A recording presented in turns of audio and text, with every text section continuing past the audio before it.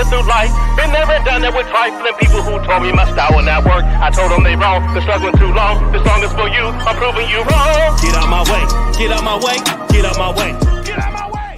I'm a genuine person. Like if I love you, I love you. If I don't mess with you, I don't mess with you. It's as simple as that.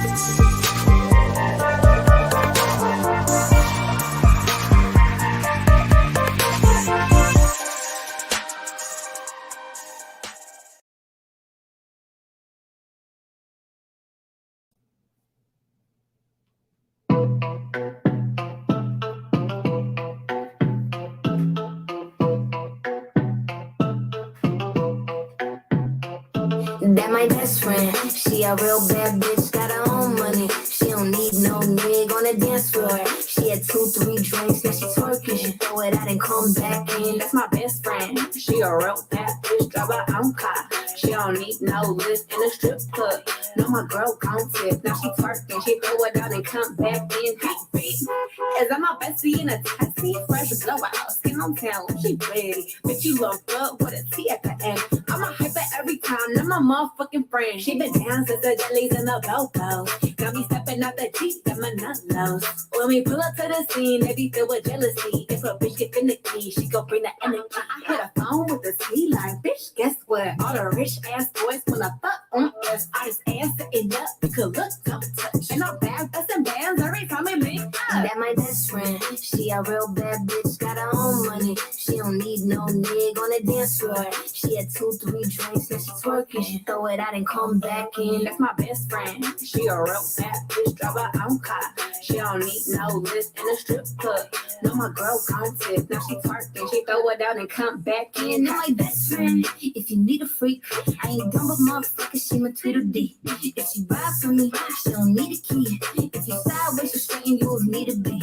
And she's so bad that I just can't take that bitch nowhere. She off her fish, I said, don't go there. Bitch, break her back, she protect and attack. Get that strap, let them buckle, foot on neck, give no air. Whole world wanna be us. And my main bitch, she my day one.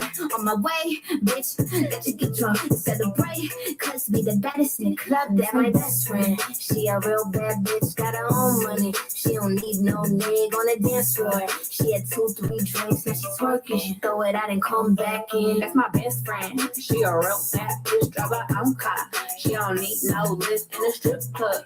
No, my girl gon' tip. Now she twerking, she throw it out and come back in. Hot. Best friend, you the baddest and you know it. Uh-oh, girl, I think our booty growing. Back it up in the mirror, hit them poses. Best friends and you motherfucking glowing.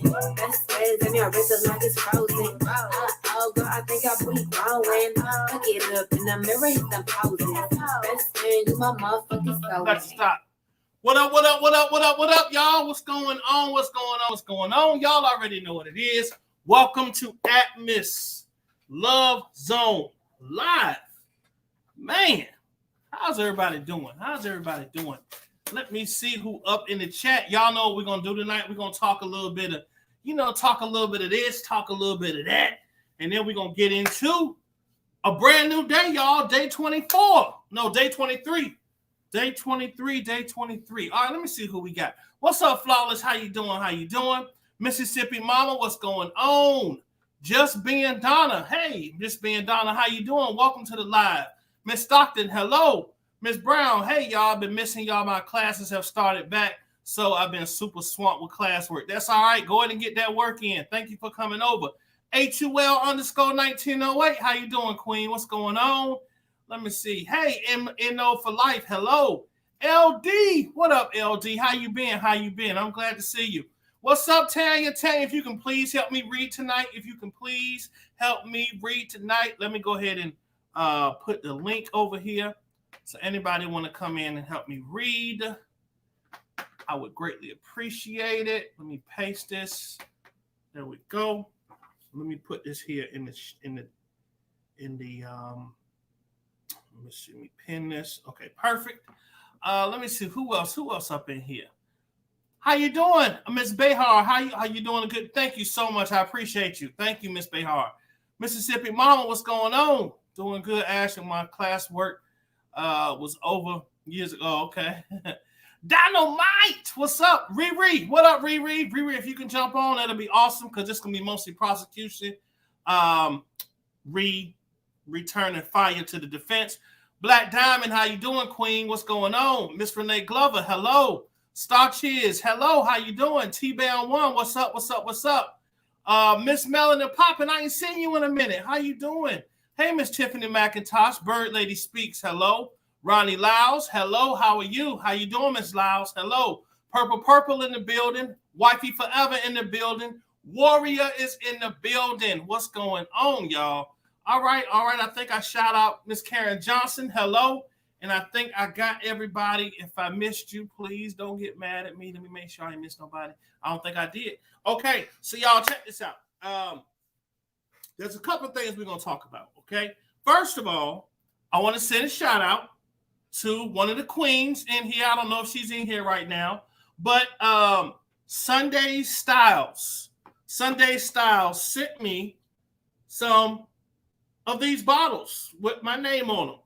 You see, they got my little emblem, my little cat right there in the middle. This one here is in red and black. This one here is in black and red. Thank you so much. Hey, I can't never have too much customized stuff. You know what I'm saying?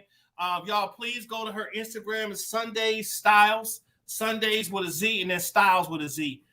Please support Black on Black businesses. What's up, The Truth? How you doing? What's up?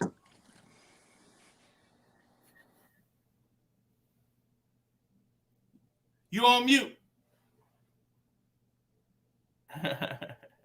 Hey. Hey, Miss. How are you? Good, how are you? I'm great. West Coast Bells in the building. The Truth in the building. Lasting Impressions. Thank you, Lasting Impressions. Thank you so much. Thank you for your merchandise too. Let me see. Who else? Continuously Evolving. How you doing, Queen? Thanks for coming in. All right, y'all. So, shout out to Sunday Styles for the gifts. As y'all see, these are some very nice bottles here. Got my name on it so the kids can't mix it up and grab the wrong thing. Those are awesome. Aren't they awesome? Got my little name on a little emblem. So y'all support Black businesses. Riri in the building. What's happening? I feel so lost. I haven't been with y'all the last couple of days. It's okay, man. Look, hey, listen, we still here. We still out here. You understand? Okay. I wasn't getting notifications. I was trying to check, and then I'll be like, I missed it. I come in. Last time I came in at the last 5-15 minutes. I was like, what? Hey, thank you for being here today. We appreciate you, sister. Got you. All right, y'all. So check this out. We're gonna talk about a couple things, okay? First of all, we're gonna get off into a little bit of shenanigans before we get started, okay? So in our little sector of the few thousand of us in this RKelly sector, right now the talk of the town is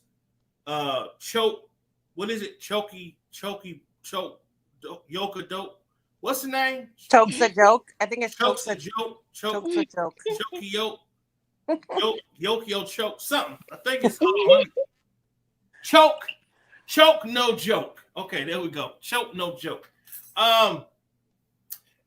He did his day 2 appeal for RKelly today. And I watched some of it. I did not watch all of it because my intellect would not allow me to indulge in such ignorance. So I was able to capture a little clip of it that I want y'all to see. I want y'all to see just how hard this man is really working to earn the prestige and earn the mantle of the YouTube for the people appeal lawyer for RKelly. Let me play us a little clip for y'all so y'all can truly understand what's really going on. Let me share this with y'all. Just hold one moment. Here we go. Here we go.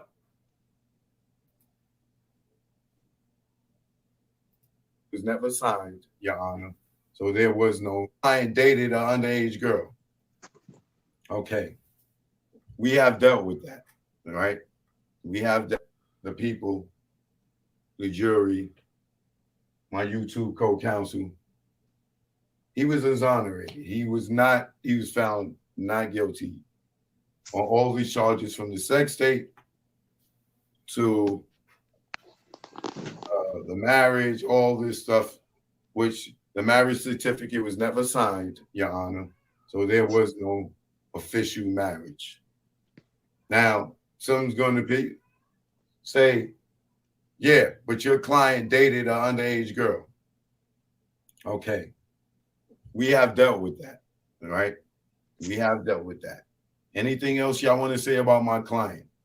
You know, you can say the urinating thing, you can say the video, right?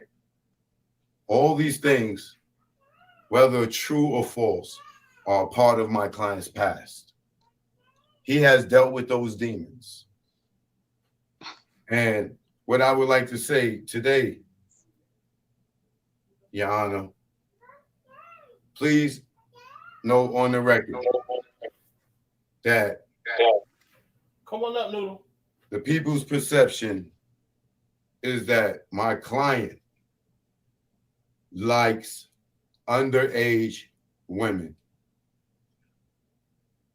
I will prove beyond a shadow of a doubt, beyond a reasonable doubt, I will prove today that my client do not only like underage women. What? Hold on. Let me hear that again. Hold on. Y'all, hold on. I just got to make sure I heard what I think I heard. Hold on. Do not only like underage women. Hold on. Now, somebody said I had some wax in my ear. Let me take my pen and get it. Okay, I think it's clear now. Let me make sure I heard that again. Do not only like underage women. What? I will prove for a fact today that my client has the O.J. Simpson syndrome. What? Relax, people. People, calm down in the courtroom. Order in the courtroom. Look, man, I like the juice too. Okay? Let me explain. My client has the O.J. Simpson syndrome. Now, I will like the people of the United States of America, my YouTube counsel, and all those who hate my client that would like to see him persecuted. If we are going to be this jury, we're going to have to be fair here. By the sign of fire emojis.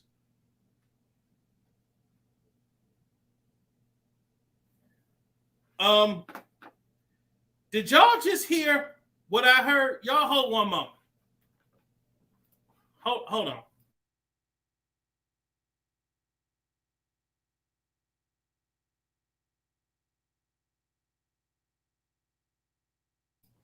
Did y'all hear what I just heard? That was am I tripping? Did the RKelly YouTube lawyer did he just say did he just say that my client not only likes underage women, and then he said, if it's true or not true that he likes underage women, that was his past. Yeah. Not only that, I couldn't blow it up big enough because it was on screen record to show y'all what the chat was doing. Oh, if you would have saw the chat, you would have been like, what? The chat was like, oh, hell no. You fired. Somebody get him off here. Oh, listen, they asked for sidebars. Look, Don Russell called in a bomb threat to the court. Not the people that didn't want to read sidebars was asking for sidebars. Yeah. Listen, they might not have known like they found out what a sidebar was after that conversation. Oh, sidebar. Strike that from the record. Man, They called in a bomb threat. Listen. This is this is y'all. This is past funny, right? Yeah, this is just a mockery. Somebody said, "What brand of crack is he on?"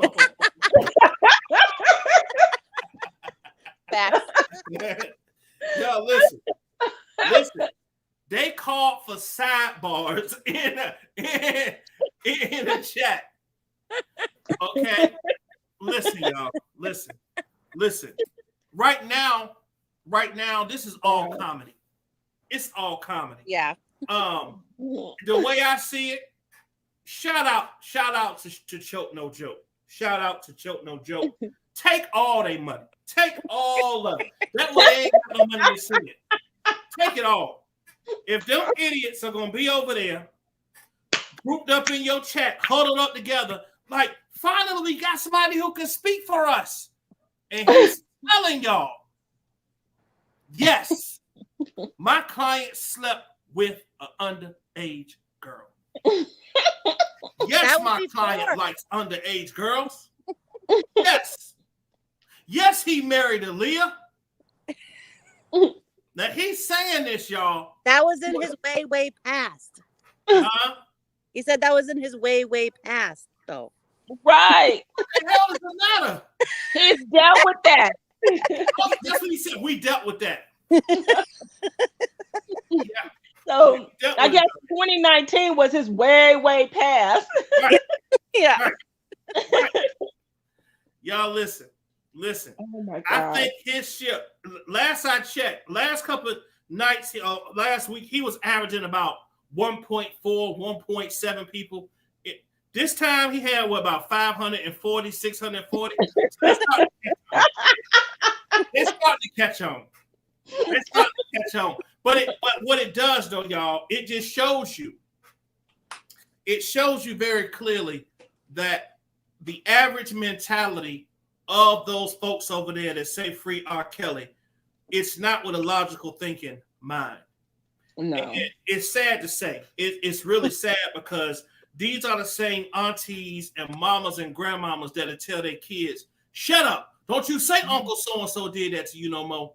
You better not tell nobody else that. Right. Shut your mouth. It happened to your mama too. She okay. Mm-hmm. It happened to me. I'm okay.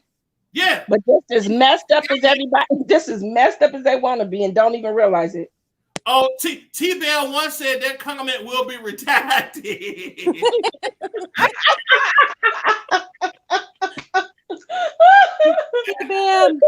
Yeah, I think they're gonna redact that. They're gonna redact that one. I really wonder if, because there's probably, thank God that that's not something that's been running through our family. I really wonder, because they say that there's a lot of people out there that are messing with their families or just predators in general.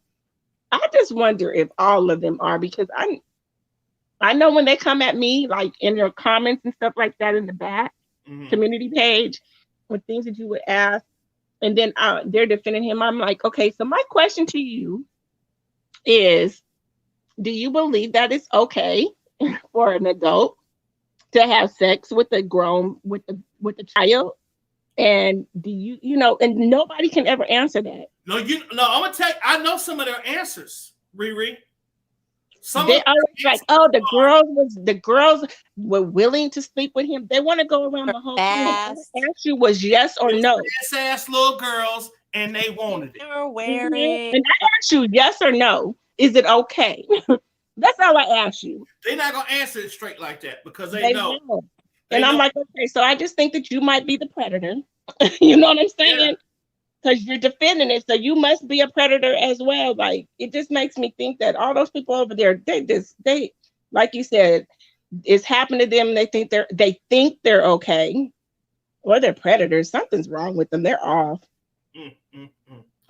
Yo, I had to show y'all that. I like to show people that, you know, we don't just read transcripts and then that's all we do. Talk about other things on this channel, especially related to something that's as idiotic as what we've been watching on this side. Okay, let that slide. And listen, so let's do this, y'all. We are on a new day. We're on day 23. So if you ladies will please help me out, and let me see. Hey, Miss Aisha Smith, you missed it. Damn, you man. Replay gang. I'm telling you, it was crazy.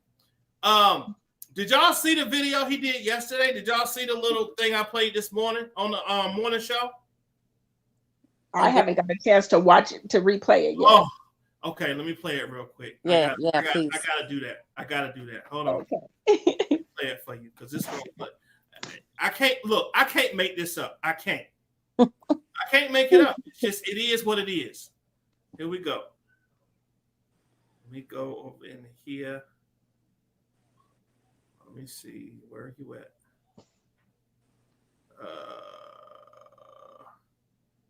Here we go. So check this out. Hold on. Replay. Is this the one? Here we go. Yep. All right, let me share this. Share.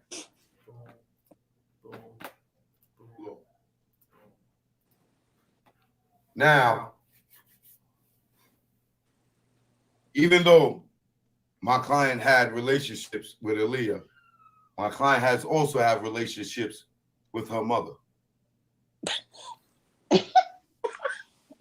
Could this be part of the reason that she didn't file charges?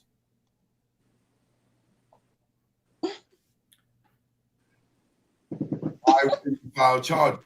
You will make this man believe that it is all right for him to date a minor. We will get back to that. At this time, Aaliyah's parents gave consent to this relationship, which would make my client believe that this type of relationship is okay. Aaliyah's parents never filed charges, as the other parents who allow him to have relationships with their underage children. Wow.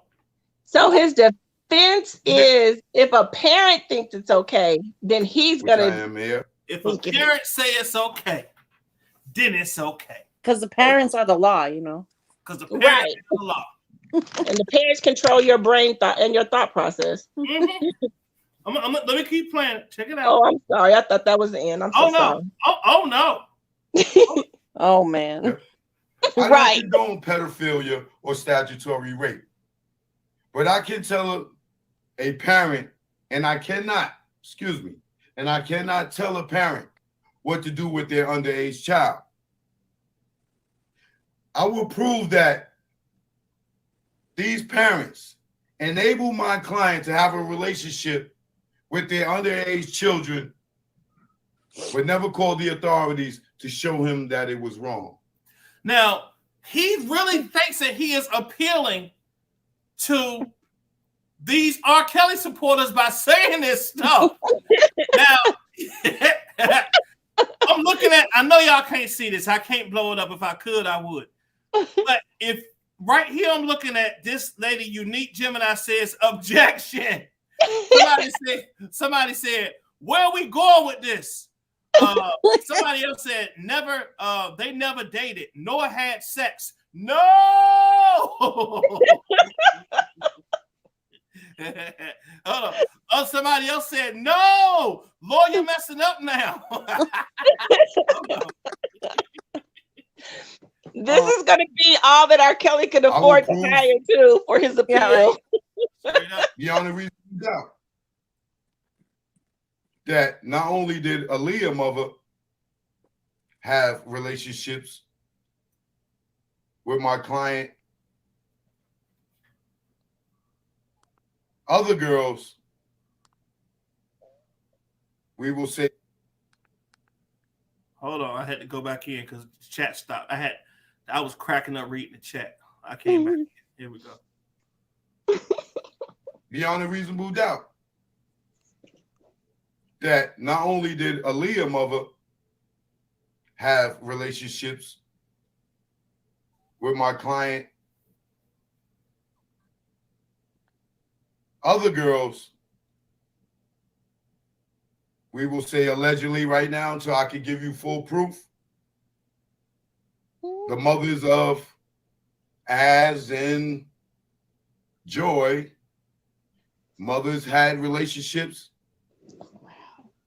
with my client as well. What? Allegedly. Oh my God. So these mothers. Somebody just said overruled.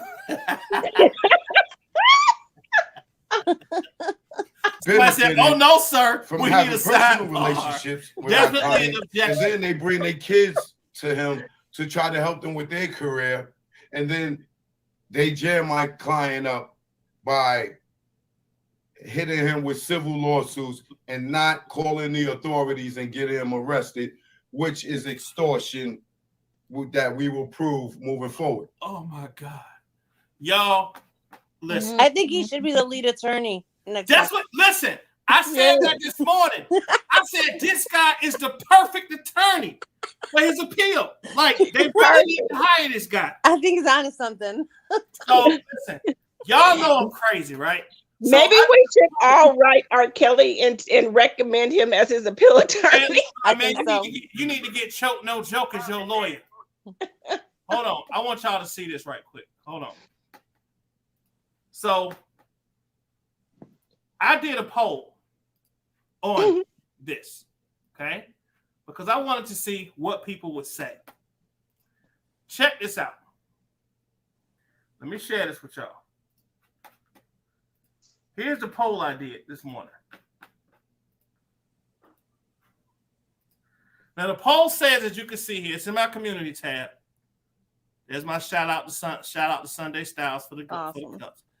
I said right here, do you think Choke No Joke would do a great job defending R. Kelly in his appeal?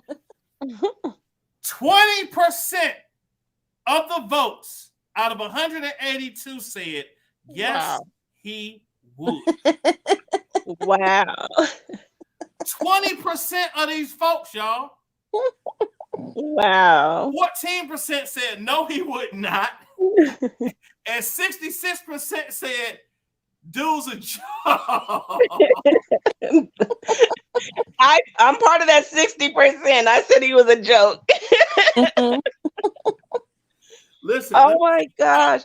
So this is obviously his chat didn't vote for him on yours. So somebody put here, Take R. Kelly said, only if he can make all the audio, video, text, email, and other physical evidence disappear. This dude is a joke and a fool. Hers was, Anika Wade said, I just can't wait to see what the next trial is going to reveal.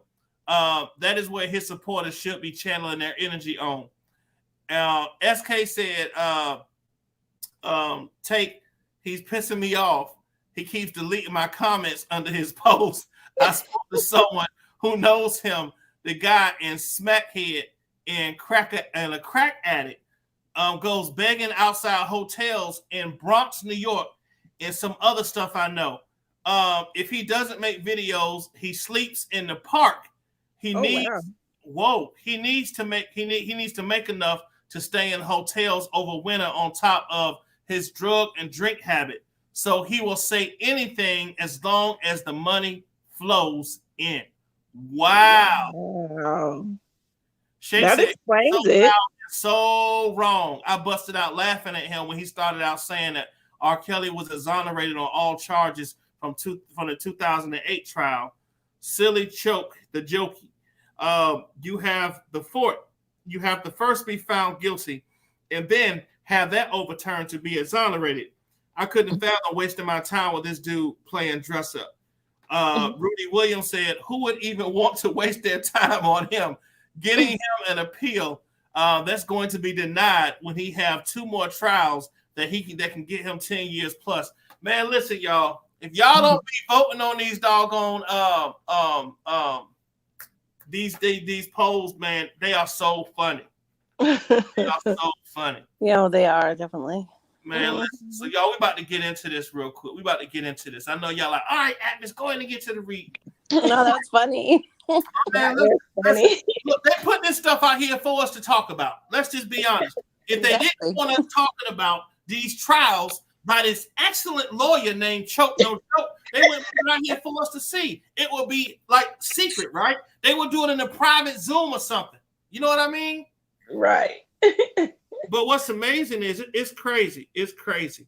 All right, y'all, let's get straight to this. So, ladies, if y'all could, I think Miss Shay is in here. Hey, Miss Shay, if you want to come on, the link is at the top. You can come in and help these ladies read. But we are, let me pull this up. Let me share. This is day 23. So this is not dated. Is this the one dated September 24th? Yep. Okay. Yep. So we start right at the top, page 40. Actually, we're gonna start from. Hold on.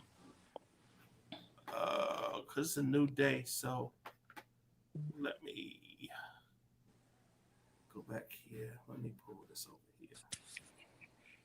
Yep, we're starting at 4560. We're gonna start at 4560. Is it 69? We'll start at 4569. So the court deputy, I'll be the court deputy. If you would start this off, be the court, Riri. Okay. Tanya, you could be Miss Shahida or whoever the government is. Okay. And, we will get this thing flowing. Then when Shay come in, we'll just mix around, okay? Sounds good. Okay. All right, so I'll start it off. Y'all ready? Ready. Mm-hmm. All right. All rise. Judge Ann M. Donnelly entered the courtroom. Hi, everybody. Everyone can sit down. Pause in the proceedings. Defendant entered the courtroom. Are you ready to begin? Anything before we start? No, Your Honor. All right. Yes, Your Honor. Just a review of the government's rebuttal summation. It's on page 4552 of the transcript. There was some argument about what Mr. Cannon was saying during his summation, and there is a line that stated, "What is that supposed to prove?" And just the repeated references to Mr. Cannon and the defense case. We would argue that that's attempting to shift the burden with respect to the burden of proof, and we would hope that the court would give an instruction with respect to that before we begin. Well, I don't understand that to be a burden shifting at all. I mean, it's a rebuttal summation, and so by definition, it's going to respond to the arguments in the defense. And if I'm remembering the comment correctly, it was a comment on the inference that Mr. Cannick drew from the evidence. It had nothing to do with the burden. I think it might have been the turn of phrase, but there was no comment, as far as I'm concerned, on the burden of proof. And in fact, I think in both summations, the government emphasized on a few occasions that the burden was theirs, and it was a burden that they welcomed.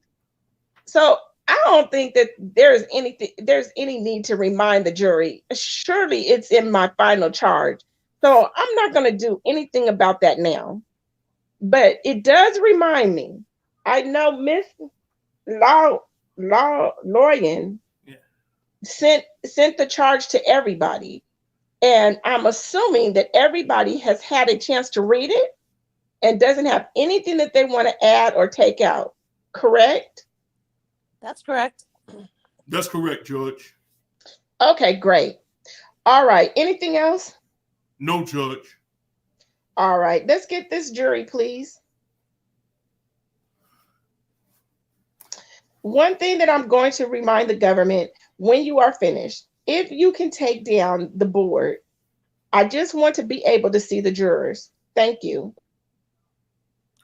All rise. Jury enters. You may be seated. All right. Good morning, everybody. Good morning. I was waiting on that. We are ready to proceed. We're going to continue with the rebuttal summation by Miss Shanada. Go ahead, Miss Shanada. Good morning, everyone. Good morning. Now, I think where I left off yesterday, I was talking about Sonia and some of the arguments the defense counsel made regarding her. And defense counsel claimed there was no evidence supporting that Sonia was locked in a room and at that studio, the chocolate factory, when it was on Larrabee Street. And that's just not so. You heard Sonia testify powerfully and convincingly that she was locked in a room, and that alone is enough to find that act proven. But you also know that defense counsel's claim that there is no evidence that the doors at that studio where she was held locked from the outside. That's also not true. Nick Williams testified about that at the transcript at 3545. And you can see that there on your screen. With respect to the offices, could any of these be locked from the outside? Answer: I seem to recall that offices like Tom's office could be locked and just with a key. Fair to say that there may be other types of rooms in the studio that have locks on them? I'm sorry. But anyway, so you can look at 3545 related to that. And you also know by Sonia's description that the room that she was in Hold on. Stop real quick. Sorry. This thing says Miss Davis was hidden. I didn't hide her. I'm not even touching this thing. It's hidden by Atmos Love Zone. Hold on, y'all. Hold on. Give me one moment here.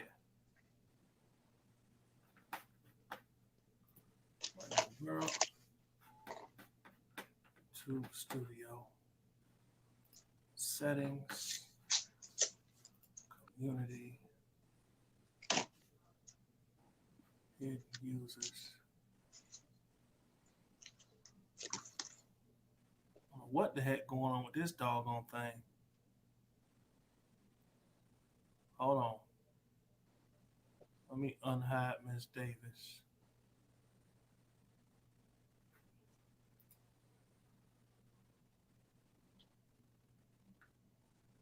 Hold on, y'all.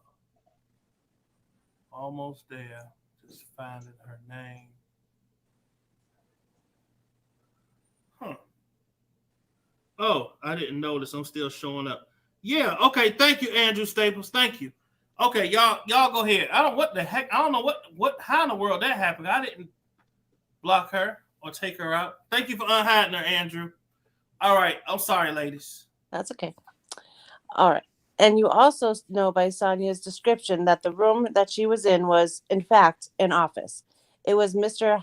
Hyam's office, that former owner at the studio. And so there is between her testimony, Mr. Williams' testimony, the room you know that she was in, there's sufficient evidence regarding that.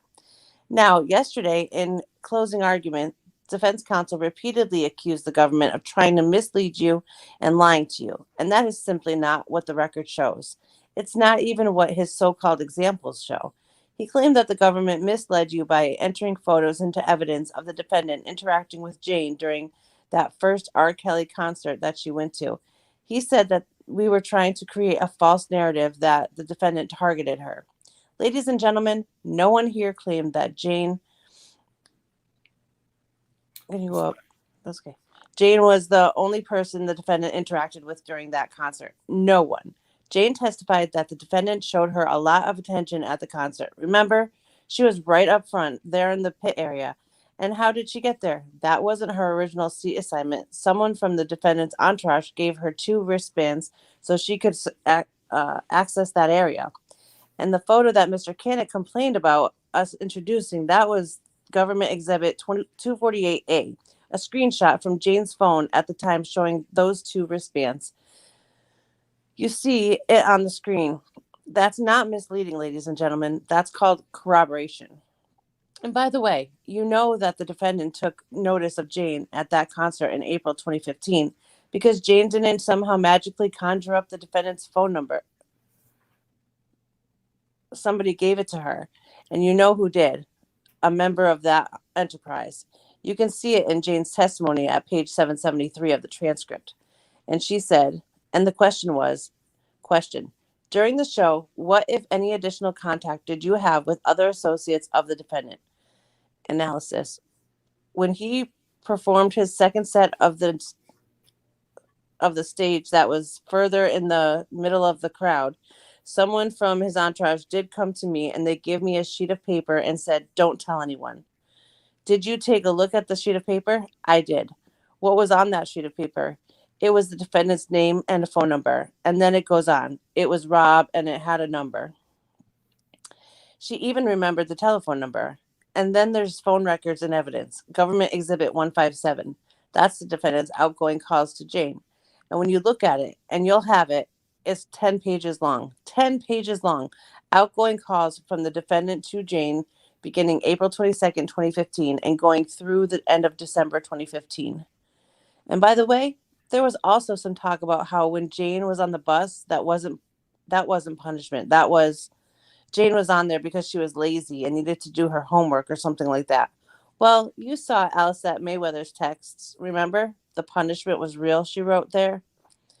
And those texts were from May 2016. And there's a stipulation in evidence, which we read to you during the trial at some point, that records from Jane's virtual school show that she was done with school on April 29th, 2016. So when Alicette Mayweather sent those texts with her contemporaneous thoughts about what was going on, school was done. No homework to do on that bus. Now, these are just some examples of defense counsel playing fast and loose with the facts in the record. I'm not going to go through them all. We'd be here all day, literally, if I did. But my point here is don't just take their word for it. Don't even take my word for it. If you have a question, ask to see the evidence. Now, defense counsel also claimed that none of the government's witnesses said that they saw the defendant with an underage person. You know that is simply not true. Cheryl Mack saw the defendant with an underage person, 17-year-old Jane. And you know Cheryl knew her age because she booked that first American Airlines flight for Jane to LA at the end of 2015. And then she met Jane shortly thereafter at the Mandalay Bay in Las Vegas. You saw those text messages and you heard Cheryl Mack testify about that. And she didn't just see 17-year-old Jane platonically hanging out with the defendant. No, remember what she told you? In July 2015, the defendant was performing 3 shows at a casino in Connecticut. And you will also have in the records, in the evidence, you'll see there is an exhibit that shows he was performing at the Foxwoods Casino at that time in Connecticut. So you can pause right there, Tanya. Okay. Sure. Riri, you want to jump in? Sure. Okay. And remember what Cheryl told you, and she saw in the dressing room after the last show, Jane's head going towards the defendant's penis to give him oral sex. And she said that was her cue to leave the room. You heard that last week. Who else saw the defendant with the underage person? Angela. She saw and experienced the defendant engage in sexual acts with both herself as a young teenager at his apartment and with 2 other young teenagers that day that she first met him, Tiffany and another girl. He told you that at a tour stop in Washington, D.C. in 1992 or 93, that she saw the defendant with his head between Aaliyah's legs, giving her oral sex. Aaliyah was just 13 or 14 at the time. And Anthony Navarro told you that he recognized Deronda as a guest who stayed at Olympia Fields. Now, he didn't identify her by name, but he did recognize her photograph, Government's Exhibit 70, and recalled seeing her at the Olympia Fields house and giving her rides and picking her up food for her. That's in transcript 508 to 509. He stopped working for the defendant in 2009. He testified to that. So when he saw Deronda there, she was just 16 years old. And you have her birth certificate. You know that. Yet another person who saw the defendant with an underage girl. And remember that the defense witness, Larry Hood, his childhood friend and former Chicago police officer who claimed that he left the PD in good standings, but then admitted that he actually left after a felony forgery conviction and admitted that he lied under oath. Remember him? He said that he acted as security for the defendant at various times, including in the early days. And after first claiming that he had never seen the defendant with underage girls, he almost immediately contradicted himself, acknowledging that Aaliyah was a teenager and he saw her with her little hype girls at the studio, to include Angela herself, and was underage at the time. And he also admitted to you that he, as a security for the defendant, wasn't checking a single ID at the studio. And you heard that from a lot of witnesses at that trial. Security wasn't checking ID all the time. Defense counsel said it doesn't, just defense counsel saying it doesn't make it so. Now, did anyone on that board know for certain that there were underage girls around? Maybe not, but they certainly weren't checking. And I submit to you that they didn't really care, and they turned a blind eye. They wanted to stay employed, and they didn't ask any questions. That was their focus. Now, I want to talk a bit about Deronda, because defense counsel spent some time on this yesterday. And his argument literally makes zero sense when you look at the actual evidence. So he called Deronda a stalker and a groupie, an extraordinaire. And he claimed that the defendant never had sex with her. He said that Robert vehemently denies any sexual relationship with Deronda. And he claimed that the only time that she was in his house was when she jumped the fence and got inside and took some photographs and somehow found a t-shirt in the house and magically got his sperm on it. Remember, he's not even in the house when that happens. And he also claimed that the last assault and sex that Deronda told you about, when the defendant choked her and ejaculated on her face and she wiped his semen off of the t-shirt, that's the basis for their forced labor charge in the indictment. That's the basis for the forced labor charge in the indictment. That she never told the lawyer at the Logan's law firm that she had a t-shirt when she first met with him or with her. The defense counsel is dead wrong on that. Look at the actual testimony from Courtney Wilson, a lawyer who took Deronda's information and drafted the new client memorandum. What did she tell you under oath on the witness stand? That just 4 days after this incident occurred in January of 2010, among the information that Deronda told Ms. Wilson, quote, that she had a t-shirt that had semen on it from Mr. Kelly, unquote. And then she further said, quote, that she used the t-shirt to wipe it off of her body. That's in the transcript at 6:08, entirely consistent with what Deronda told you on the witness stand. And remember, this is late January 2010. Why is that important? Because this whole theory about Deronda breaking into the house and getting a t-shirt with sperm wasn't even actually supported by anything in record. In record that's happened. right? That happened when Anthony Navarro was still working for the defendant at Olympia Fields. And Anthony Navarro left in 2009. And defense counsel suggests to you wrongfully, as we just went over, that Geronda didn't say anything about the t-shirt when she first went to the Logan's law firm, which we now establish is incorrect. And that she and Dominique then jumped the fence, got onto Olympia Fields, and somehow got this t-shirt with semen on it at the time when the defendant was traveling and not in the house. And as he suggested to you, that it was after getting that t-shirt he suggested to you that she first went to the law. He suggested to you that she first went to the law firm. She didn't have that evidence. And then she had to go and get it. And so she broke into the house. But again, it doesn't. It's internally inconsistent. The timing doesn't work out because Anthony Navarro is 2009. She's going to the law firm in January of 2010. And by the way, mentions the t-shirt. It's also absurd for the defendant to argue that Geronda was a stalker because of the phone records and evidence. The government's exhibit 149, Ms. Geddes talked about this yesterday. And if you look at it, it is pages and pages and pages of phone records, phone contact between the defendant and Geronda. It's going both ways.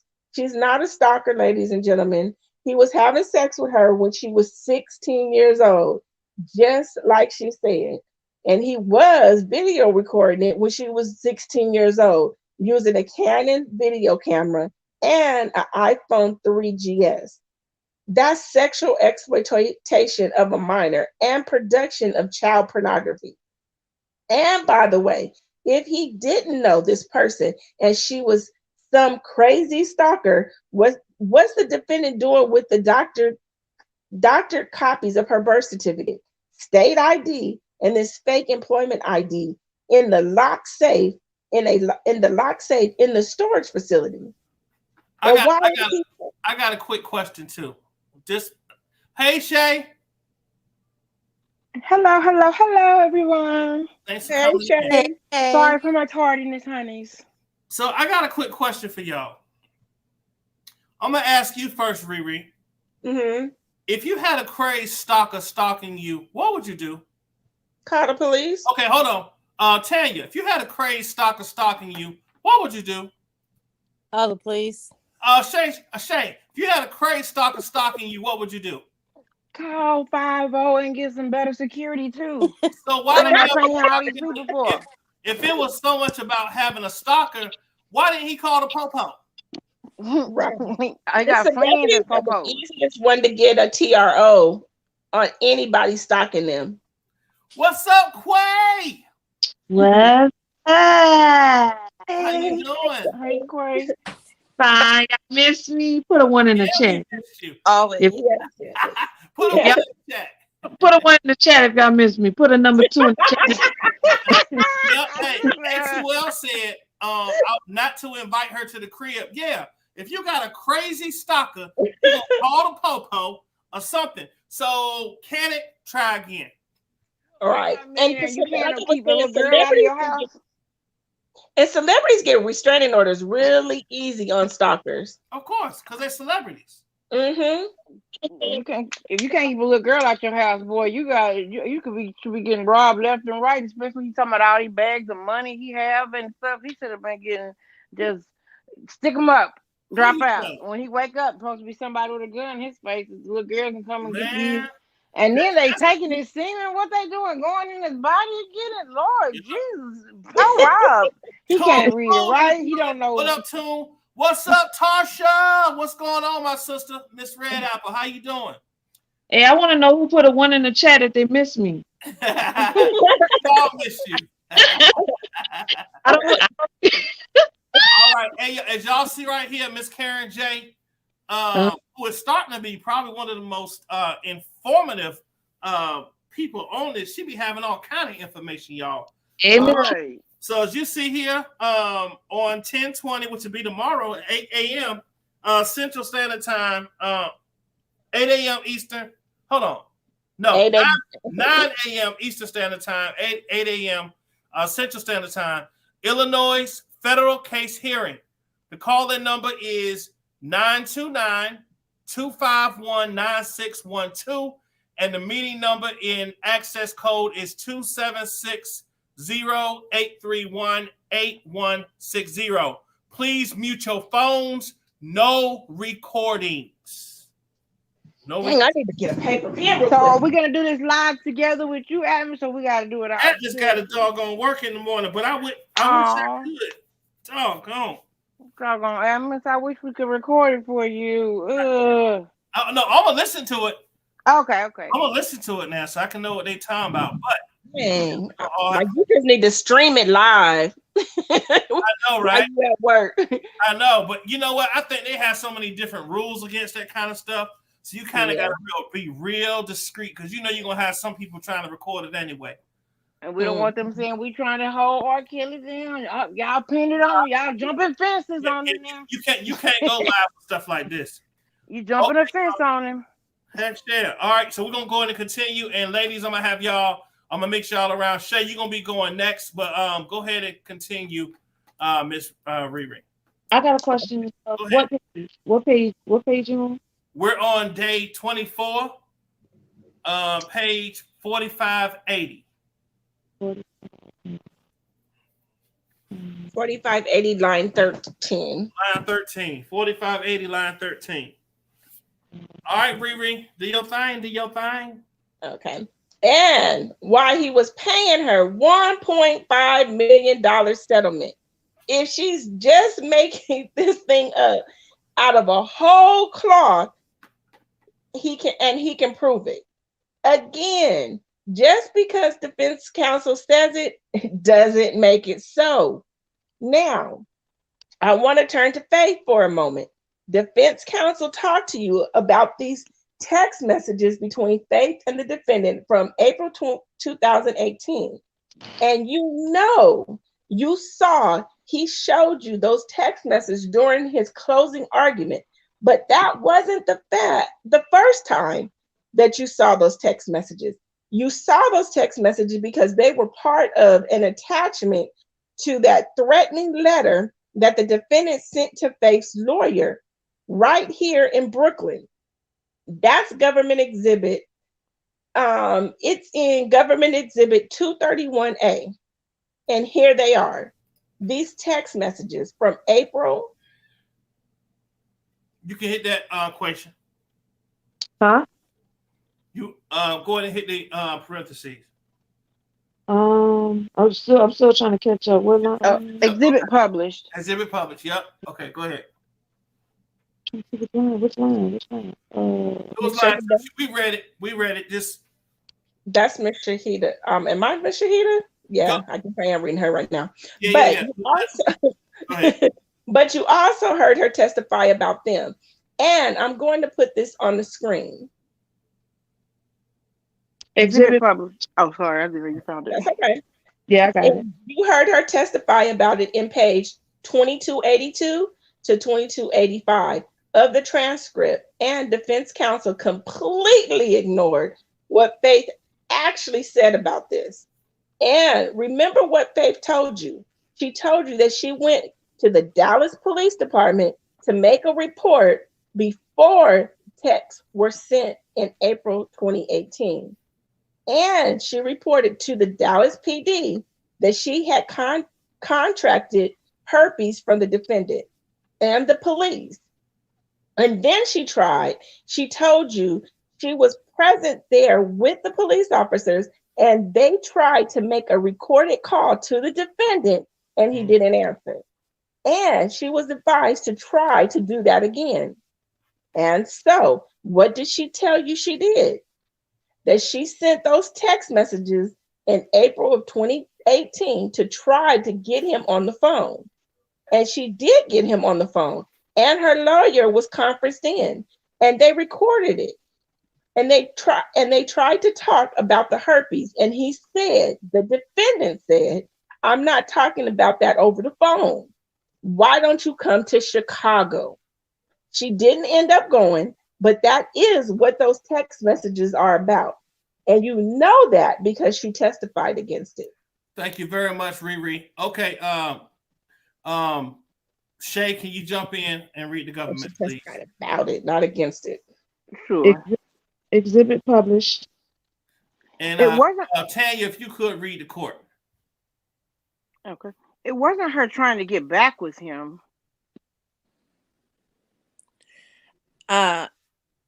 Miss Shihada, I am just going to remind you to don't speak too quickly, okay? Okay. Why is it every time I start talking? She said- They know it's you.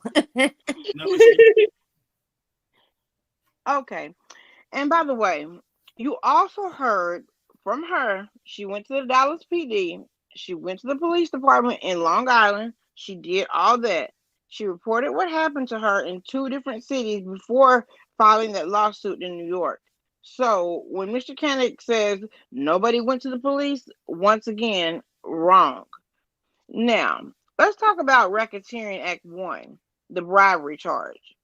Now, defense counsel in his closing argument, basically, he wants you to look at one question and answer between Mr. Smith and a lawyer. But again, you need to look at the totality of the evidence, and that includes the totality of Demetrius Smith's testimony. And that shows you that the defendant had everything to do with that bribery. It's the defendant who tells Smith Aaliyah's in trouble and to get them on a plane back to Chicago as soon as possible. It's the defendant who tells Smith, quote, "Don't call Barry. It's deeper than you think." That's at transcript 613.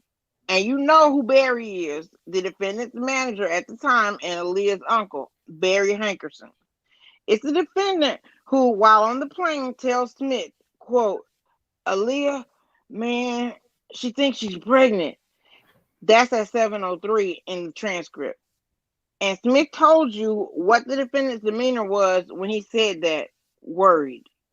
It's the defendant who tells Smith he needs to marry Aaliyah to protect himself. And the advice of Darrell McDavid, another member of that enterprise, to protect himself from what? Jail. And when Smith tells the defendant, "You shouldn't do it," and tries to talk him out of it, it's the defendant who tells Smith, "Whose side are you on?" Transcript 710. And then, what does Smith tell you? He thought he was going to get, quote, pushed out of the loop, and he wanted to stay in that loop, in that inner circle, in that enterprise. And while they're all there discussing how to make this marriage happen and quickly, Smith suggests he can bribe an employee at the welfare office to get this fraudulent ID for Aaliyah. Scroll, please. For Aaliyah, and at transcript 712, Smith makes clear that the defendant was there for that discussion. Then they drive to that welfare office, and the defendant heads there too. He's in a car behind Smith and Aaliyah. That's at the transcript 718. The defendant knows what they're doing. He knows where they're going. They're all there to help the defendant, to protect the defendant. And the defendant, of course, is there to make sure this all happens, to make sure it all goes smoothly. He's in that car with Aaliyah. He knows she's not on welfare. He just wrote and produced her first album. He got to be there to make sure she gets out of that car and goes along with all of this, gets her photo taken. She's not going to listen to Demetrius Smith. She's going to listen to the defendant. Now, he doesn't go inside that welfare office, but that makes sense. RKelly going inside might draw some attention, but he's in the car right outside. And you know the $500 used for that bribe came from the defendant. This is all being done for him. Smith isn't using his own money for that bribe. And Darrell McDavid is the defendant's accountant, the one who pays the bills and the other expenses for the defendant. But those bills and expenses aren't paid with Darrell McDavid's money. They're paid with the defendant's money. And this bribe is just another expense for that enterprise. And then after the welfare office, the defendant, Aaliyah, Mr. Smith, they all go to the FedEx or shipping company to get a second fake ID for Aaliyah. That's at transcript 722. And then finally, they eventually go to the county clerk's office to get the marriage license. And the defendant has to go inside for that because he's the one getting married. And it's there that he and Aaliyah have to present their IDs. So, defendant sees the fraudulent IDs in and hears Jarrell McDavid have to do something convincing of the clerk. And again, he's not surprised. He knows Aaliyah's not on welfare, and he knows she just got that ID. Throughout this trial, you have seen and heard how the defendant is basically a control freak. You heard how just a couple of hours before Smith paid for that bribe, the defendant gave Smith an ultimatum. Whose side are you on? He goes with Smith from location to location to get his marriage license and get this marriage done quickly. It's all for his benefit and for his protection. The idea that he had no earthly idea what was going on is ridiculous. Now, you also heard a lot in the closing arguments about how this case doesn't involve a real crime or any real crimes, that it's manufactured, it's fake, it's an overreach. Well, as the judge will instruct you, these charges are real. We wouldn't be here today or the past 6 weeks. You guys have come in and sat so attentively if they weren't. Having sex with underage Aaliyah isn't a relationship. It's a crime. And Chuck needs to know that too. Having sex with underage Rhonda isn't a relationship. It's a crime. Having sex with underage Jane isn't a relationship. It's a crime. Videotaping sex with minors like Geronda, Jane, and Stephanie, it's a crime. Knowingly exposing Jane and Faith to his genital herpes throughout unprotected sexual intercourse without informing them first is a crime. Forcing Jane to engage in sexual services with others, including total strangers, and forcing her to participate and star in his pornographic videos in the circumstances charged here, that's forced labor, and that's a crime. Putting Faith in a small enclosed room with a gun nearby within reach, grabbing the back of her head and forcing her into his penis to give him oral sex in the circumstances charged here is forced labor, and that's a crime. Causing money to be paid to a public employee for a fraudulent ID so you can marry a 15-year-old and hide your sexual abuse of her, it's bribery. And that's a crime. Everything charged in the indictment is a crime. Mr. Cannick suggested to you it's like traveling with your boyfriend or girlfriend on business and somehow getting charged with a federal crime. No, it's not. The purpose here of that travel was for illegal sexual activity. That's what's charged here, and that is what we have proven to you beyond a reasonable doubt. You also heard from the defense arguing that there's no enterprise here.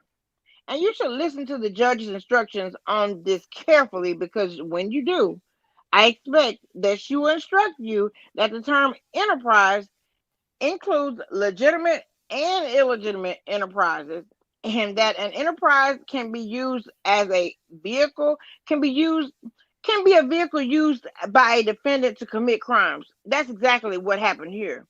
Now, defense counsel also talked to you about this letter that Jane wrote purportedly to her brother, and it was Defense Exhibit O, and Defense Exhibit O is one page of that letter, but you've actually seen more than one page of it, because Government Exhibit 422 includes that one page. I'm showing you it on here. Explain. This is how it is found at the storage facility, the defendant's storage facility. Pristine condition, document protectors, under lock and key at the defendant's storage facility. And by the way, so when defense counsel told you Jane wrote that letter when he was already in jail, when the defendant was in jail, and that it was found at the house, no, wrong. And by the way, if you look at it, you'll see at the end, at this, and this is for the jury only, please. Exhibit published to the jury only. Look at how she signs the letter with both her signature and then printed name underneath. Who signs a letter like that? A letter like that to their brother? Do you know what this is? This was collateral. It was saved in the storage facility in pristine condition to be used at a trial like this one, and it was used at a trial like this one. All right, pause one moment, Shay. Excellent. Tanya, can you jump in? I can. Line 10. I think, can you, oh, that's my fault. I want to briefly address this business about inconsistencies in witness statements and witnesses being caught in lies, and how either the witnesses are lying or the agents are incompetent. Well, you all have been taking notes here, right? And you're trying hard to do your best, I'm sure. But my guess is when you go back to deliberate and maybe you compare your notes, there might be some discrepancies on what each of you wrote down. And maybe when you ask to see portions of the transcript, you'll realize that you may have written down something wrong or misunderstood something. Does that mean you're incompetent? Of course not. Also, the defense talked about how you really have to remember those cross-examinations and how that's really the important part of the trial, of this trial. Well, I think if you look back, I don't think you'll remember defense counsel's cross-examinations quite like he does. Yes, witnesses asked him to repeat questions and to clarify, you know why, because often his questions were unclear. And when he didn't get an answer he wanted, he just repeated them over and over, sometimes, or said, I didn't ask you XYZ, I asked you whatever. Well, actually, you did. You did ask XYZ, and you didn't get the answer you wanted. So then he often raised his voice and walked around the courtroom and put on a show. But that show is not in evidence. The witness's testimony is. And those supposed smoking guns that came out on cross, really? Remember that series of questions in the beginning with Geronda when Mr. Canick tried to suggest she was lying and had advanced her age 2 years and in a span of 14 months or something like that? And then she, testified about the date of her birth and it all made sense. That's the kind of nonsense that went on in here. I submit to you that the witnesses were consistent, and that wasn't because they practiced for 50 or 60 hours, as Mr. Canick suggested. By the way, where did that come from? Nobody testified that they practiced anything, let alone for 50 or 60 hours. They were consistent because they were telling you what happened to them in their own lives to the best of their recollection. And they were, I submit, telling you the truth. And we did not put on witness after witness and just have them lie to you. That was the suggestion. In fact, I think he said we let them lie to you. It's absurd. You sat through this trial. You sat through Miss Getty's closing. She meticulously went over how that witness testimony was corroborated by other evidence, phone records. You heard about search warrants of the defendant's home and storage facility, but not just that, search warrants of electronic evidence, business records. You got a cold? It's coming, I think. Okay. You need to take a break? No, I'm good. Okay, Business records that are in evidence, travel records supporting what the witnesses told you. It is nonsense to suggest that we let people lie to you. You sat here, you know that's not true.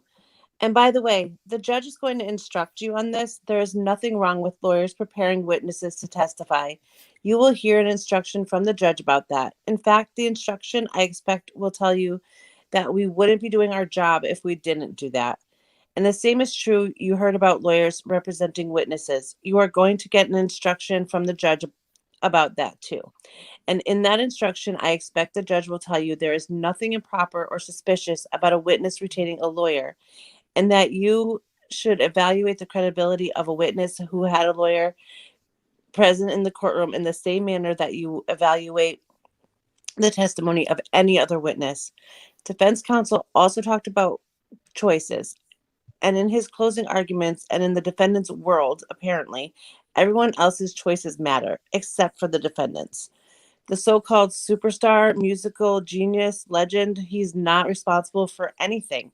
He's just this passive observer in his life. He's the victim here. Everything is happening to him. He was just the unluckiest guy in the world. He doesn't have just one person lie about him. He has upwards of 40, apparently. Basically, every person who said something bad about him, they are lying. That was the argument you heard. That's what they want you to believe. But you saw those witnesses take the stand. You saw their demeanor on both direct and cross. And I submit to you, you saw how they were corroborated by all the other evidence. And you know that they were not lying to you. And by the way, you saw how different that was from when the defense started to put on witnesses. I submit to you that it was clear when some of them were lying. That guy, Danny or Donnie, whatever his name was, the guy with the no actual job who was supposedly there to, quote, observe, learn, and become. Remember his facial expressions? By the way, he told you that he met the defendant in 2005, but then also told you he'd been at Chicago Tracks, the chocolate factory at North Larrabee. Just one problem with that. As you heard at this trial, that building, North Larrabee, was demolished in 2004. How about that accountant, Mr. Howard, who supposedly spent upwards of 10 hours a day with the defendant every day for 18 months? What about all the recording the defendant was supposed to be doing in the studio? Between the time he gets up in the morning, the amount of time he spent with Mr. Howard, there would be no time for anything else. No recording, no basketball, no nothing. You also know it doesn't ring true because you can do the math. Mr. Howard said he billed the defendant some $60,000 in 2018. I'm not a mathematician. In fact, I'm very bad at math. That's why I'm a lawyer. But I think if you look at the math, you can see that if he was actually spending that amount of time with him, he'd be billing probably around $500,000 and not 60. Now, let's go back to how the defendant is the unluckiest man in the world, according to him. Not only does he have all these accusers saying he did these horrible things, lying about it, he's so unlucky that he filmed some of those very same things. Mr. Hunter is clowning. Get on him, girl. Oh my God. I'm tearing them up. Oh my God. Dang. And then he kept those very same recordings. And then the federal agents, because he's just so unlucky, federal agents searched his home and his storage facility and found them. These videos showing him spanking and hitting Anna, just like she said. He's so unlucky that those videos show him humiliating women, making Anna walk back and forth, calling herself a stupid bitch because he's directing her to. And that wasn't role play, and that wasn't consensual. You saw it with her own eyes. And by the way, Anna testified about that. And the other video with the bodily fluids, she testified about that too. And she said she didn't want to be doing that and that it was humiliating. That's at transcript 2876. Continue on the following page. And then there was Alex. You heard him testify before you. The guy that the defendant called nephew and was this perfect stranger that he directed them to have sex with, making them unwilling participants in his pornography videos. Defense counsel wants you to believe that Alex is just a big fat liar. But you know that's not true because you saw the video. We only played part of it for you. But again, the whole thing is in evidence. And you can watch the whole thing if you want. And you will see just what Alex described in his testimony. Oh, Lord. Wow. He said the woman looked zombie-ish during sex. The defendant directed to have with him. And I submit that you saw on the video. And by the way, they weren't the only ones who looked zombie-ish. Alex did too. Again, you saw all this with your own eyes. You heard it with your own ears. And if you're not sure, you can do so again. The recordings are in evidence. The defendant is not the victim here. He is not unlucky. Ladies and gentlemen, he is guilty. Love it. For almost 3 decades, the defendant believed he was untouchable, a legend, a musical genius. You heard those words over and over during this trial. He believed the music and persona he created, the money at his disposal, the fame, the celebrity meant he could do whatever he wanted. He still believes that today. And remember what Stephanie heard him say out of the blue apropos of nothing at a restaurant one day? He mentioned that he likes young girls and that people make such a big deal of it. But it really isn't a big deal because even look at Jerry Lee Lewis. He's a genius and I'm a genius. And we should be allowed to do whatever we want because of what we give to this world. That's at transcripts 648 and 649. And that's been the theme throughout this trial. Defense counsel, through their questions, their arguments, have found it at that theme. All those questions about the big stars that came out to focus on the celebrity and give him a pass, but writing hit songs and performing on stage to fans doesn't give you license to commit crimes. It doesn't give you license to build up and use an enterprise of psychophants, yes men, and enablers to contribute those crimes for decades.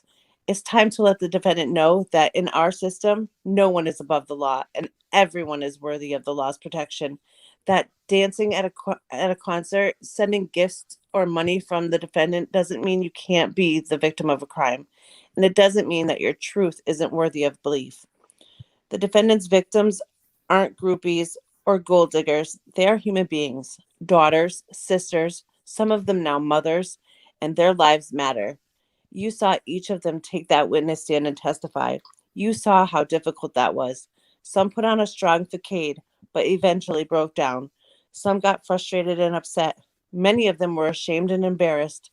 It was often difficult testimony to listen to. But you know what? As difficult as it was for all of us to hear, it was far worse for them to experience and relive again. You heard their testimony. You've seen all the evidence. You've seen who the defendant really is. He's not a genius. He's a criminal, a predator who he used his inner circle, his enterprise to commit crimes with impunity for decades. It's Okay, time. Riri. Oh, sorry. Riri, go ahead and jump in. Thank you so much. Of course. Go ahead, Riri. It's time to hold him accountable.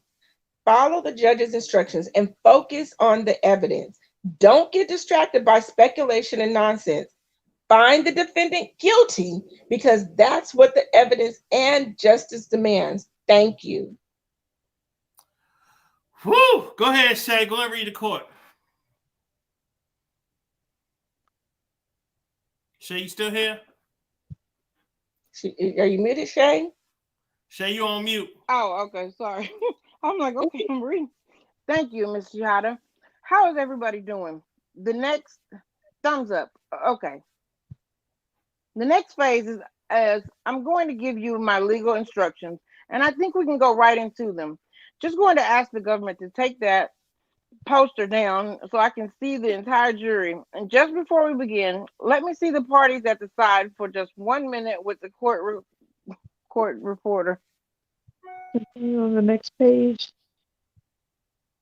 Sidebar conference held on the record in the presence of the court and counsel out of the hearing of the jury. I assume you guys are all ready to go. Good. Sidebar discussion concludes. Continue on the next page. In open court. Ladies and gentlemen, you have heard all of the evidence in this case, and as well as the lawyer's arguments. I'm now going to instruct you on the law that applies to this case. You've all paid very close attention to the evidence throughout these weeks, and I ask that you continue to do so as I give you these instructions. The instructions are divided into 3 parts. In the first part, I'm going to instruct you about the general rules that define and govern your duties as jurors in a criminal case. In the second part of my instructions, I will give you instructions about the crimes that are charged in this case and the elements that the government must prove beyond a reasonable doubt for each crime. Finally, I will give you some general rules about the process of your deliberations. I'm going to begin by reminding you of our different roles. Your role as jurors and my role as a judge. Your duty, as I explained in my opening instructions, is to find the facts from all of the evidence in the case. You are the sole judges of the facts, and it is for you and you alone to determine what weight you're going to give the evidence, to resolve any conflicts in the evidence, and to draw those inferences that you believe are reasonable and warranted from the evidence. Let's stop there. 4,600. Somebody type 40 because I want to do another live tomorrow on just what the jury charges are. So I want them, whoever comes and watch the video, to be able to see it. Yeah. Wow. Yeah. Can we give Miss Shahada a hand? Okay, Mr. Hunter got spicy at the end. Yes. Man, listen, y'all. Miss Shahada went in. Yeah. Yes. Listen. She was like, I'm glad somebody did it. Like, Kenneth Right. deserved that. He deserved that. I'm gonna let y'all talk. What do y'all think about how she broke that down? She did a good job. She did an excellent did job. that. She was ready for that. Yeah, it was excellent. She understood the assignment. She made it clear and concise, Yes. and she didn't leave any loopholes. And I like the way she reiterated: just because the mechanic said it does not make it true, because he Right. tried to twist all of these facts and make it fit his dynamic of what he wanted to be the case. Just like all these other people saying that, oh, this man is just so unlucky. Well, he was just so unlucky that all of this happened, and then on top of that, he recorded it and held it there for to be used as evidence in this jury. Wow, just imagine that. It's just like, whoa, that unlucky man. Right. It's so unfortunate, you know? Right. When she kept, He just has that black cloud following him. Right. she kept tying him down, saying he was so unlucky that he videotaped this. And then there was a search warrant. People went to his house and they found it. Oh, it was Devastating. And then somebody made the reference that the prosecution wrapped this up in a nice, pretty bow and sealed it tight. Definitely. And I agree. love the way that because they kept reiterating that Anna, I'm gonna put in air quotes, Anna's letter to her brother was supposedly written after he was in jail, which was a lie. Jane. I'm sorry, Jane. Yeah, I got the A's in my mind, trying to make sure I don't say her name. Mhm. But that it was after he was in jail, and that it was there at the house. She wrote it on her own accord, but then she said, "No, that's a lie." The lie detector determined that was a lie. It was in the storage room in pristine condition with the rest of the evidence that idiot boy put. And I had missed something. It was some weeks ago. I'm trying to figure out, did they ever get that book bag that George Kelly had the day before they got him? No, they said saw they him never with? found it. I want to know so badly what was in that, because More that videos, probably iPads and things They like probably that. burned that book bag in a bonfire somewhere. I don't know. They don't seem to burn any evidence in that. right. They seem to probably got another storage building with some more evidence. Yeah, right. You know what I always wondered, because this man is so sick, and when the prosecution had to turn over the evidence to his attorneys, he had an opportunity to look at all the evidence. Right. I want to know Yeah. that, to go back and watch that stuff and get off on it. Sick behind was enjoying watching those videos. That's you right. Yep. Yep. That's what I was He thinking probably too. enjoyed it. Mm-hmm. Just like how they described, like when Faith didn't want to be with him or whatever, and he just sat back and watched the videos. Remember? Mm-hmm. Yeah. And like And they were did saying his that, thing. He was probably doing the same thing. Exactly. Like how the prosecutor didn't have to use a whole bunch of big wording and have to No, she keep repeating herself. And like these last couple paragraphs was just like, you know what, I'm just gonna, I think that was more of just like her, real talk. yeah, for real. Like, break it on down. yeah, Really? I'm She not going to be. personalized it. Like she made it. She like kind of became like their friend, not like their friend, but kind of like relatable Yeah, she instead put of it like a to big fancy lawyer. Yeah. she yeah, put it in their little. She spoon fed it to them bit by bit, so that they're so special and they want to claim that he's so misunderstood and he doesn't comprehend this and that, and or as Choke No Joke said, he has a mental disorder. Did y'all watch that part where he said the man got a mental disorder? My client has mental Oh yeah. disorders. Oh gosh. but she kept bringing it. She and the other ladies kept bringing it back to fact because I Yes, feel I was gonna say that. Yes. Like with how the she said, that's just not true, and you should not just believe him because he said it, and don't believe us because we said it. Like actually, just Right. read the evidence. Yeah, and Mhm. then on top of that, what you said, oh yeah, and you didn't watch all of it, but it's right there in evidence. If you want, you can go back and watch it if you want to see that stuff. I was The like, whole ooh. video. Yeah. The whole And the video. jury And is I loved turning how she's off that like, they don't want to see that mess. You know it's a mess. Kenny just Right. stomped around the courtroom, putting on a show when he didn't get his way. I loved it. Right. So, Admin, you did a great job You at being did. Kenneth, right? Yay, Atmos. You were on point. You were Mhm. definitely on point. You probably just should have stomped your foot a couple more times, I know, but here's the Right. thing, y'all. I think what we were able to accomplish. So we're pretty much we're at the end now. It's the judge giving the jury instructions, and then it's gonna be, us knowing we already know what it is, but we're gonna read what the final verdict was. Y'all really brought this channel to life when it came to this, because when y'all decided We, to come in, not y'all. Yeah, Too. y'all. Mechanic. but no, Oh, I appreciate y'all. I thoroughly enjoyed Kenneth. Like I was really low key, like pulling for Kenneth because I'm just like, okay, he gonna get this 5 minutes of fame, like for real, to pull it around the bend and everything. But he still was just like, hold up, Kenneth, you got to bring some facts, man. You can't be talking about MLK Jr. on the mountaintop and be Right. like, well, what is he trying? Yeah. I really feel like the more is now y'all gotta understand, just like y'all can probably admit to this because y'all are reading the transcripts. When you're reading that, you're trying to put yourself in the place of that prosecutor.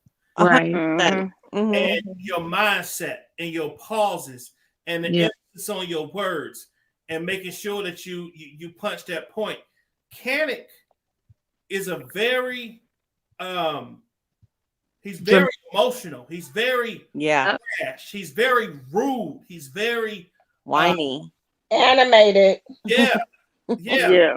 And he really has that.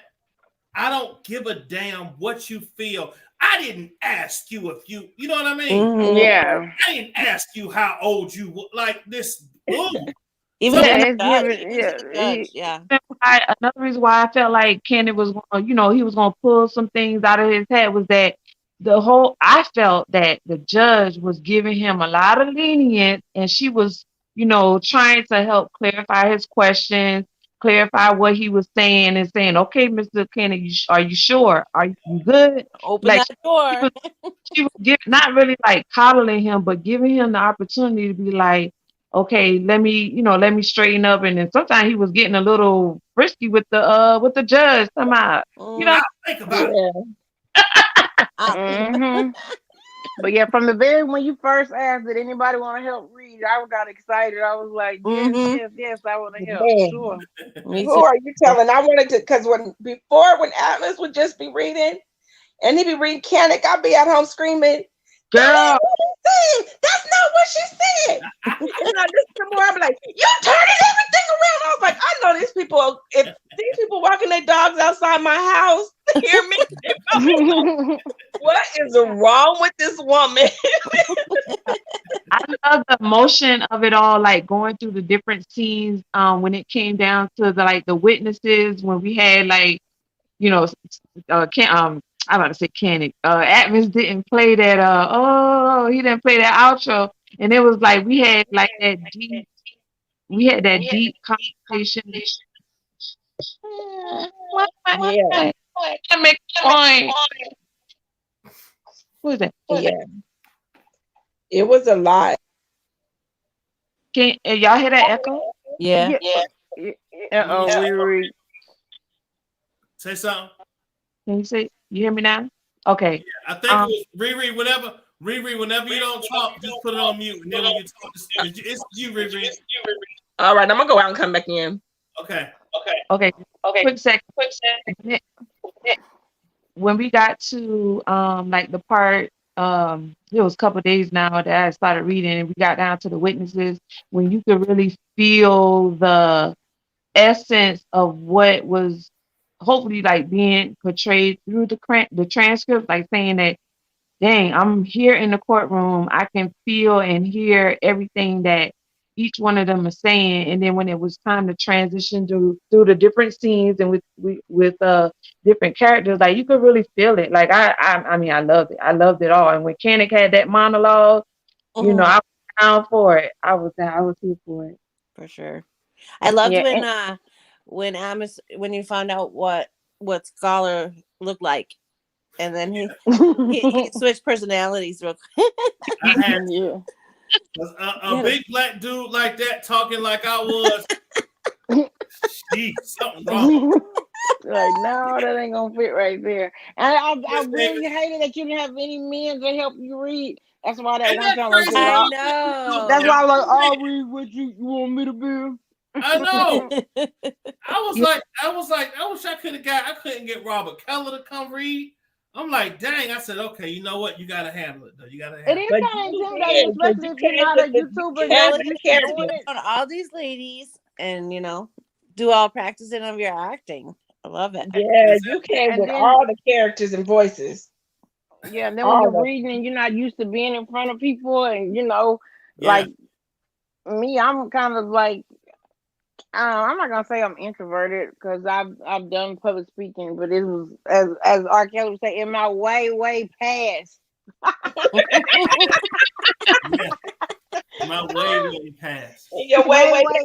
No, just think of it though. We're gonna be experts for the Chicago trial reading. Oh yeah, we're gonna have a ball with that. It's gonna be so fun. I'm gonna tell y'all when you know that you delivered on the role is when people like really mad at you. Ooh, I hate that damn Kanik. Oh my god.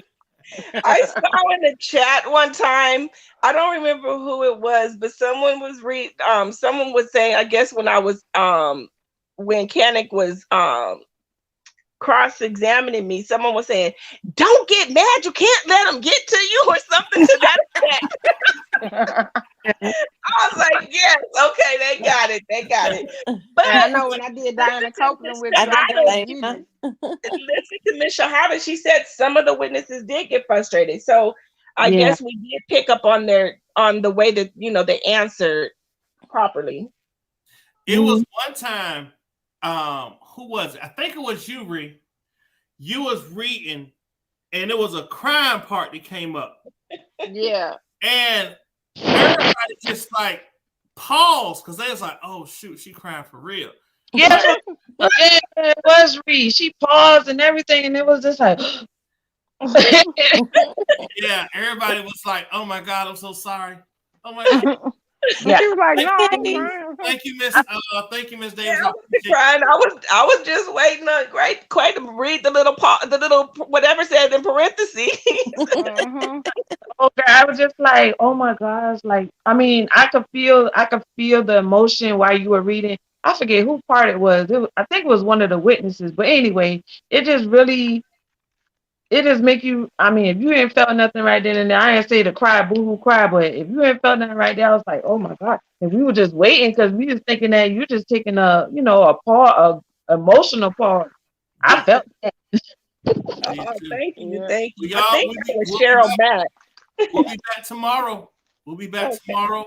And we will listen to what the judge got to say, and we will find out what the verdict is. We're going to still do the Chicago trial. We're gonna do I'm thinking about possibly, we're gonna continue to cover those things. I think that this is something great that we're doing together. When y'all, like I said, y'all came in and just kind of gave it life, you know. So I appreciate y'all. I know it's getting late, so I'm gonna let y'all go ahead and get some rest. If y'all could do me a favor, everybody in here, thank you, everybody in the chat. Thank y'all so much. Y'all could have been anywhere over on choke. What is it? Choking at the joke. What is it? Dope. Choking at the joke because he's a joke. Jokey. Y'all could have been over there or anywhere else, but y'all decided to come over here and hear some facts. So I thank y'all for that. If y'all could do me a favor on the way out, please crush the like button for me. Crush that like button. I love y'all. I appreciate y'all. I'll be back tomorrow morning doing the morning show. So if y'all get some time and y'all want to listen to something on y'all way to work or while y'all working out, come check me out in the morning, 8 o'clock Eastern Standard Time. I love y'all. Thank y'all so much. Anything y'all want to say before y'all go tonight? Yeah. Go ahead. Shout out the Love Zone chat because that's where it be at. It's lit in there. The Love Zone chat do be y'all be litty in the chat. Y'all give y'all some hearts in the chat.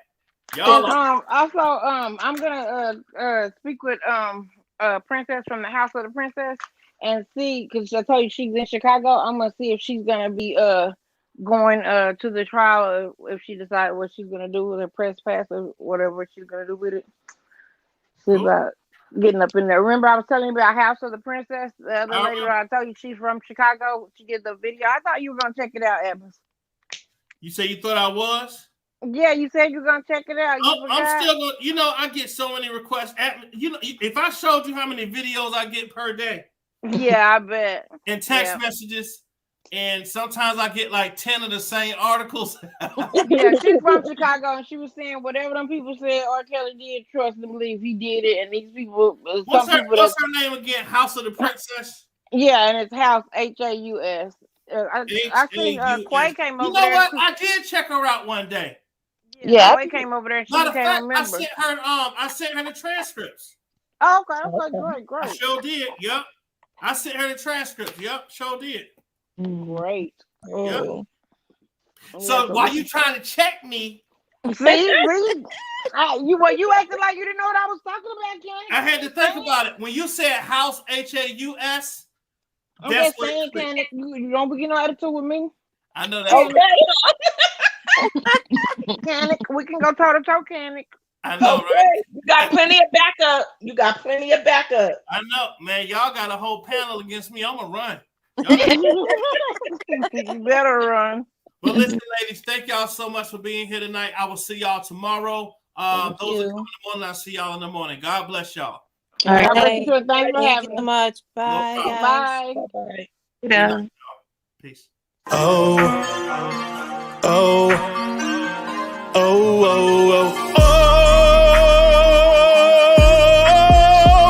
I don't need negative energy. Wrap me in positive synergy. I have been doubted through life. Been there and done that with trifling people who told me my style would not work. I told them they wrong. They're struggling too long. This song is for you. I'm proving you wrong. Get out my way. Get out my way. Get out my way. Get out my way. I'm a genuine person. Like if I love you, I love you. If I don't mess with you, I don't mess with you. It's as simple as that.